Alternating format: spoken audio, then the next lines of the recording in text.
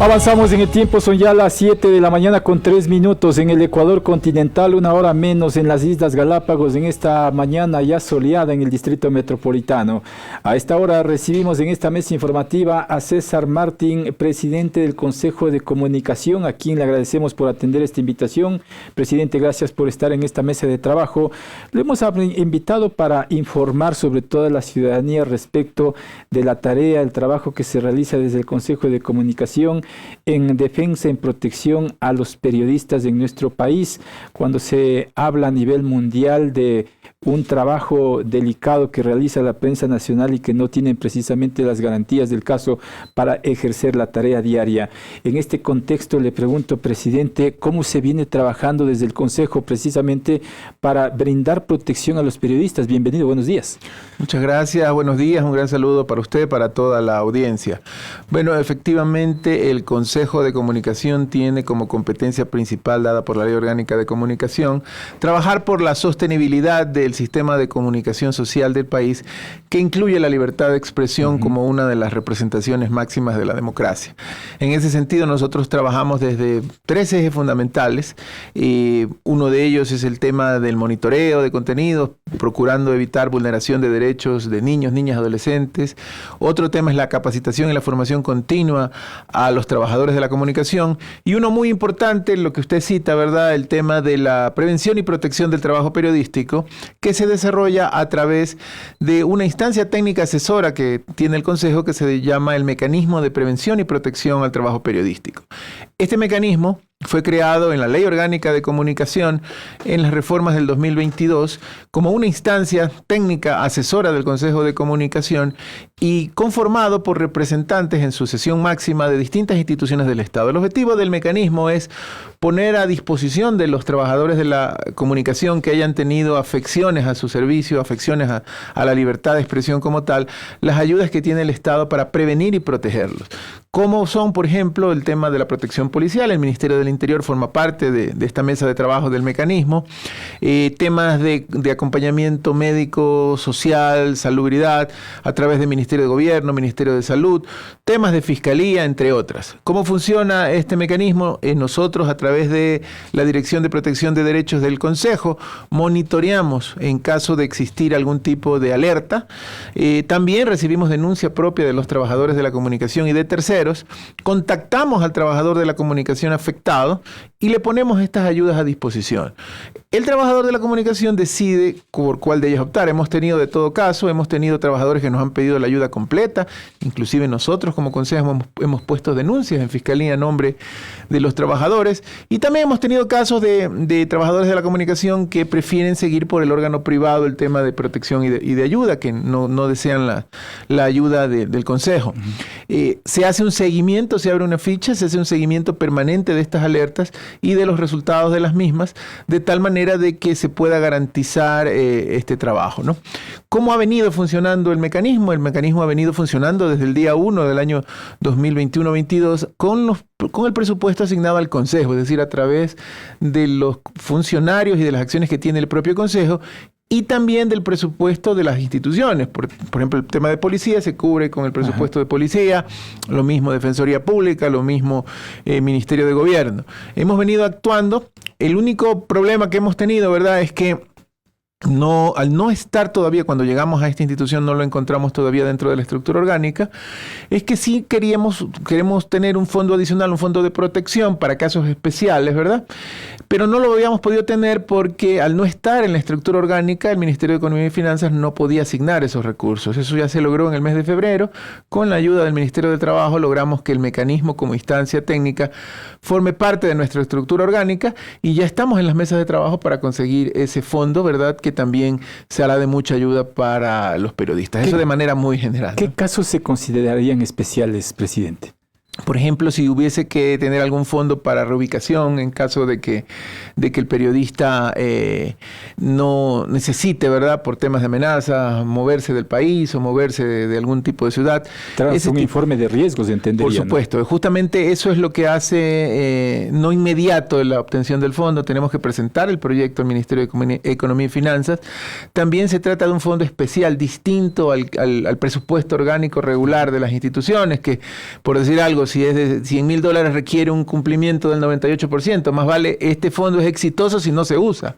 Entonces tiene un tratamiento muy distinto en el Ministerio de Economía y Finanzas. Ya ha habido casos de colegas periodistas que han tenido que abandonar el país. ¿Esos han sido por cuentas propias, ministro? Así es, por cuentas propias o por el tema de fundaciones o organizaciones privadas, ¿verdad?, que han podido hacerlo, ¿no? Pero ese es un tema que nosotros necesitamos también soportar desde la institución. Pero eso se produce quizá por inacción o falta de trabajo de las autoridades competentes. Hay casos y casos, ¿no? De los que nosotros conocemos, hay temas donde el seguimiento o tal vez el manejo que se le ha podido dar a ellos o el nivel de agresión es tan alto, ¿verdad?, que has tenido que recurrir en esos casos. Como le decía, no en todos los casos el trabajador de la comunicación solicite el acompañamiento del Consejo. Hay casos donde el trabajador de la comunicación, para temas de protección y para temas de denuncias y temas legales, prefiere recurrir ya sea a sus propios recursos o ya sea a fundaciones o instituciones privadas, ¿no? Presidente, pero ¿se ha analizado las razones por qué un periodista recurre al ámbito privado y no al ámbito público? Quizá porque viene persecución con experiencias que se tienen en el mismo país de los gobiernos de turno, por ejemplo. Bueno, justamente el tema del desconocimiento de las acciones del mecanismo y del Consejo es uno de los principales problemas en los cuales nos hemos encontrado. Justamente a partir de nuestra trabajo en el Consejo desde mayo del año anterior, hemos decidido llevar nuestras acciones más a territorio. Esta institución y sus instancias adscritas somos nacionales, tenemos injerencia en todo el territorio ecuatoriano, pero nosotros al llegar encontramos que las acciones del Consejo prácticamente estaban centradas en la provincia de Pichincha. Por eso es que estamos llevando las reuniones regulares del Pleno del Consejo de Comunicación a las distintas ciudades del Ecuador y en esas mismas reuniones, o aprovechando esa visita del Consejo al territorio, llevamos también las capacitaciones, llevamos las ayudas, porque es importante que los trabajadores de la comunicación sepan que de acuerdo a mandatos constitucionales el Estado tiene recursos y tiene estas acciones para protegerlos.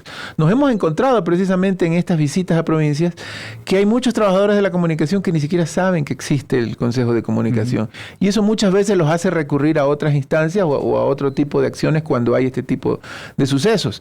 También es cierto que hay a veces no sé si llamarle un ocultamiento, sino más bien un temor a revelar estas alertas, especialmente en ciertos territorios por el tema de seguridad que todos conocemos. ¿Se recogen las recomendaciones o aportes de cuerpos colegiados de gremios periodísticos? Bueno, de hecho, en el Pleno del Consejo de Comunicación tenemos representantes de los gremios de periodistas. Hoy por hoy tenemos a la presidenta de la Federación Nacional de Periodistas como consejera y tenemos su participación permanente en todas las sesiones del Pleno donde llevamos estos casos. En la última sesión que fue aquí en Quito por el tema de las fiestas, justamente revisamos el informe del mecanismo de prevención y tuvimos aportes muy importantes de los miembros de los gremios de periodistas. También tenemos allí representantes de los medios privados, de los medios públicos y de los medios comunitarios. Es decir, el aglomerado que conforma parte del Consejo de Comunicación es bastante amplio y en todos ellos hemos tenido esa respuesta de notar o de resaltar el hecho del movimiento que tiene ahora el Consejo de Comunicación que probablemente no lo tuvo anteriormente. Presidente, la prensa crítica por historia le ha sido incómoda al poder de turno. En ese sentido le pregunto si es que los periodistas críticos actualmente pueden recibir también protección del Estado, del gobierno, si es que estas críticas van en contra precisamente del gobierno. Ahí hay dos puntos interesantes que notar en su pregunta. La primera, cuando hablamos de derechos, solamente el Estado, según la Constitución del Ecuador, es la única institución, si se quiere, que tiene la capacidad de tutelar derechos de personas. Es decir, es una obligación del Estado tutelar los derechos y en este caso de los periodistas. Segundo, el Consejo de Comunicación es una instancia técnica no asociada directamente o indirectamente al Poder Ejecutivo. Nuestra máxima autoridad es un cuerpo colegiado, como le indicaba, formada por 10 consejeros, 5 consejeros con voz y voto, 5 consejeros con voz, con representación ciudadana, con representación del Ejecutivo del Estado y con representación también de los gremios de periodistas y de los trabajadores o de los medios de comunicación privados, comunitarios y públicos, es decir, multidisciplinaria. Quienes conforman el Consejo son personas con una formación netamente técnica en comunicación, es decir, nuestros informes son de naturaleza técnica propia. Entonces, unidas estas dos cosas, creo que es muy importante notar que los informes que se hacen tienen un carácter técnico comunicacional. Se podría entender el tema, y yo definitivamente hay una paradoja, por ejemplo, es común pensar en tiempos convulsivos que cuando hay una agresión a periodistas pudiesen ser las propias instituciones del Estado. En las revueltas que hubo hace un año se hablaba de temas con la policía, con las Fuerzas Armadas. ¿Cómo el Estado, cómo una paradoja que se tiene ahí, cómo la policía puede proteger al periodista de la policía? ¿Verdad? Que justamente es el tema del Estado protegiendo al periodista. Bueno, en este caso el Consejo lo que hace es precisamente velar por el debido proceso. Si se recibe una alerta en ese sentido, nosotros acudimos a las instancias propias de la Policía Nacional y seguimos los procedimientos internos y velamos porque esos procedimientos internos ocurran. Es decir, nosotros al ser una institución del Estado que tutelamos los derechos de los periodistas, tenemos que utilizar los recursos propios del Estado y seguir las instancias adecuadas, velando siempre por el debido proceso. ¿Qué es lo que buscamos? Porque es entendible la postura que usted me manifiesta. Lo que buscamos es precisamente acercarnos a los trabajadores de la comunicación, que conozcan estos dos temas, ¿verdad? Que conozcan que nosotros estamos en la capacidad de tutelar sus derechos y que también somos una instancia técnica y que puedan acudir a nosotros en todos los casos. Nosotros siempre hemos hecho este acercamiento cuando detectamos una alerta a todos los trabajadores de la comunicación, independiente de cuál es la institución o la persona agresora, puede ser un GDO, puede ser una institución, y le ponemos estas disposiciones o estas ayudas al servicio del trabajador. A propósito del crimen organizado, ¿hay denuncias de asedios a periodistas por el crimen organizado? Sí, definitivamente esa es, de hecho, la principal causa que detectamos hasta ahora tenemos en el 2026 56 alertas. A nivel nacional. A nivel nacional 56 alertas, y la principal causa precisamente ha sido este tema con los GDOs. En ese caso nosotros activamos a través de Fiscalía, activamos con Policía Nacional para proteger al periodista. ¿Y causas políticas hay? Hemos tenido algunos casos, en algunos casos me imagino por los temas que usted manifiesta, ellos o algunos de los periodistas han preferido no trabajar con nosotros, sino con sus instituciones privadas. Y justamente eso es lo que tenemos que trabajar, ¿no? Porque el tema oficial de tutelaje de derechos es a través nuestro, ¿no? Quizá hay ese temor precisamente de que se convierta en juez y parte el Consejo Nacional de Comunicación, habida cuenta de que también es parte de un ejecutivo, en este caso del gobierno de turno. Es parte del Estado, pero como le decía, no es parte del Ejecutivo. Nosotros, nuestra máxima autoridad es el Pleno del Consejo de Comunicación. Pero quizá por ese desconocimiento, si cabe el término, hay un temor. Es probable. Por eso justamente es nuestra acción de territorio, por eso justamente es nuestra acción de visitar y que reconozca lo que se hace el Consejo de Comunicación. También tenemos otros temas importantes, ¿verdad? Como el tema de capacitación, que a mi modo de ver es fundamental también en el tema de la protección al periodista, porque muchas veces o en algunos casos más bien, estas posibles agresiones u obstrucciones se pudiesen evitar con un manejo un poquito más cuidadoso de temas legales o de temas tecnológicos en función del trabajo periodístico. Entonces, llegar con esas capacitaciones, con esas actualizaciones, también es fundamental y forma parte del tema del Consejo, y es para nosotros fundamental que los trabajadores nos conozcan. Toda nuestra oferta, si me permite, voy a citar nuestra página web porque creo que es importante que los trabajadores nos conozcan. Es www.consejodecomunicacion.gov.es. Allí en esa página van a encontrar el tema para la protección. Las estadísticas que estamos hablando están al día en tiempo real allá. Las denuncias, la ventanilla de denuncias. Van a encontrar nuestras ofertas de capacitación en competencias y también nuestras ofertas de becas de tercero y cuarto nivel para trabajadores de la comunicación. Y muy pronto vamos a anunciar ya una aplicación celular para el tema de las denuncias. O sea, la idea es que el trabajador de la comunicación no espere ni se esté preguntando cómo denuncio, cómo hago que la policía y que las instituciones del Estado trabajen al favor de mi protección, pues lo tengan en el celular, ¿no? al alcance. Presidente, en este monitoreo que usted habló en principio, ¿se ha detectado casos de violentar la libertad de expresión? Sí, definitivamente la máxima, ¿verdad?, de las obstrucciones al trabajo periodístico van hacia ese lado, ¿no? Atentar a la libertad de expresión, y como usted dice, hay varias formas. Una es las amenazas de grupos, amenazas institucionales. Tenemos una que es muy popular también, que ocupa un tercer puesto, que es el tema de obstrucción a través de la justicia. Una institución, sea pública o privada, demanda a un medio, a un periodista por por una asociación hacia un trabajo periodístico como tal. En esos casos nosotros activamos a través de la Defensoría Pública el acompañamiento al periodista. Jurídico. Para que sea, exactamente, para que tenga una defensa jurídica apropiada, ¿no?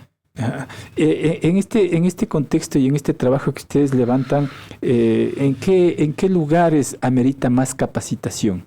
¿En qué cantones, provincias, no sé? Bueno, la mayoría de nuestras alertas están en la provincia de Pichincha, seguida por la provincia del Guayas, donde permanentemente tenemos este tipo de capacitaciones. Por ejemplo, tenemos una capacitación en sitio bien interesante con la Policía Nacional y con el Ejército Ecuatoriano, que es el tema de periodismo en tiempos convulsivos. Son talleres prácticos donde en las bases en las bases de la policía o del Ejército se hacen simulacros y se les enseña a los trabajadores de la comunicación cómo protegerse, dónde ubicarse, cómo identificarse. Creo que es vital, porque en esos tiempos, en esos momentos convulsivos, a veces el pensar adecuadamente es un problema, ¿no? Porque uno tiene que reaccionar rápido, pero la protección de la vida es la principal reacción. Ahora, tenemos también temas en provincias, y nosotros por eso hemos estado en Loja, hemos estado en Azuay. ¿Provincias fronterizas? Provincias fronterizas, hemos estado recientemente en Imbabura también. Con estas capacitaciones vamos a las universidades, convocamos a los periodistas, a los gremios y a los estudiantes de periodismo también, y ahí les damos nuestras capacitaciones propias que van en temas desde operativos, digamos así, de la comunicación, como streaming y podcast, a temas cruciales como el uso responsable de la inteligencia artificial en comunicación. Es uno de nuestros talleres más solicitados. También les damos talleres sobre protección de derechos, justamente para prevenir estas agresiones que pudiesen ser a veces por desconocimiento. Esta es una estrategia que la venimos llevando desde hace un año y que la vamos a continuar haciendo. A finales de este mes vamos a estar en Esmeraldas también, haciendo exactamente la misma cobertura. Y yo creo que es importantísimo ir a la reunión con los gremios, con los periodistas, para que conozcan de todo esto. Lo que más nos hemos encontrado es eso. No conocemos, no sabíamos. Esas palabras son muy comunes y eso es lo que tenemos que romper. ¿Y en legislación, a criterio del presidente del Consejo, estamos bien o falta más de trabajo en legislación? Tenemos muchos pendientes allí también. Tal vez el más notorio es el tema de los medios digitales. La Ley Orgánica de Comunicación en la actualidad no reconoce como medios de comunicación a los medios que emiten su señal por plataformas digitales. Por streaming. Por streaming. Solamente reconoce a los que utilizan el espectro radioeléctrico, radio, televisión y prensa escrita. ¿Eso qué significa? Que hay medios digitales que, por cierto, hoy abundan, ¿verdad? Son un gran número, que no están sujetos ni a regulación en comunicación, ni que tampoco tienen los derechos y las obligaciones que sí tienen los otros medios de comunicación. Ese es un pendiente que no solamente es nuestro ecuatoriano, sino que es una realidad internacional. Nosotros somos miembros de la PRAI, que es la Plataforma de Reguladores Audiovisuales de Iberoamérica. Nos reunimos el año pasado y nos reunimos este año, nos vamos a reunir en los próximos meses también. Y en las reuniones hemos llegado a la misma conclusión. La regulación avanza muy lenta comparada a la tecnología y en ninguno de los países de la región hay una regulación específica hacia plataformas y medios digitales. Hay algunos desafíos que, por ejemplo, no ocurrían con el espectro radioeléctrico, donde el país tenía soberanía absoluta, que es, por ejemplo, que los medios de difusión son plataformas digitales cuya administración central, y en muchos casos en países como el Ecuador, ni siquiera tienen oficinas dentro del país. Entonces, ¿qué pasa cuando hay una vulneración? ¿Qué pasa cuando hay alguna agresión a través de estos medios? ¿A quién recurrir? Una de las estrategias que estamos persiguiendo es unirnos como región y buscar reformas a las leyes comunes que cuando ocurra un tipo de agresión como este nos permita actuar y solicitarle a estas plataformas la rectificación, no como país individual, sino como región. Hemos visto en estas estadísticas que nos presentaron que países como Brasil y como México sí han podido lograr esa regulación con las plataformas, pero esto debido a su tremendo o el tamaño grande de su mercado, ¿verdad? En cambio, los países pequeños, llámense Colombia, Perú, Venezuela, Ecuador, tienen ese problema, ¿verdad? Que si llaman y tocamos la puerta a una de estas plataformas, pues realmente la respuesta es no nos hacen caso. Entonces, por ahí lo estamos trabajando. Vamos a tener unas líneas que estamos trabajando con la PRAI básicas en legislación, que luego tendremos que trabajar con el legislativo, ¿no? También hay algunos tipos importantes de reformas que hay que hacer al reglamento de la ley orgánica, pero primero creo que es la ley para poder luego llevar una reforma reglamentaria importante, ¿no? Entonces, sí se está trabajando en una ley para regular medios digitales. Para incluirlos, ¿verdad? Y que sean parte parte de la regulación. Como sabemos, el Consejo de Comunicación ya no tiene la R en su nombre cuando era Cordicom, ya no es un consejo de regulación ni sancionatorio, no lo hace de manera directa, pero sí hace regulación a través del dictado de normativa pública en temas de comunicación, pero siempre amparados en la ley. La idea yo creo que es fundamental porque los medios digitales es el presente y el futuro de la comunicación masiva y tienen que estar sujetos a los mismos derechos, pero más que nada las mismas obligaciones. No puede ser que una persona cualquiera levante un celular y diga soy un medio digital. Tiene que tener algunas condiciones mínimas y en eso lo estamos trabajando para proponérselo a la Asamblea. Si le repetimos al público la dirección de las redes sociales, por favor. Con mucho gusto, www.consejodecomunicacion.gov.es. También síganos por favor en nuestras redes sociales para que conozcan todas las acciones que tiene el Consejo de Comunicación en favor de los trabajadores y del periodismo en general. Con eso me quedo, mi estimado presidente, le agradezco por su tiempo. Muchísimas gracias, un gusto siempre estar acá. César Martín, presidente del Consejo de Comunicación.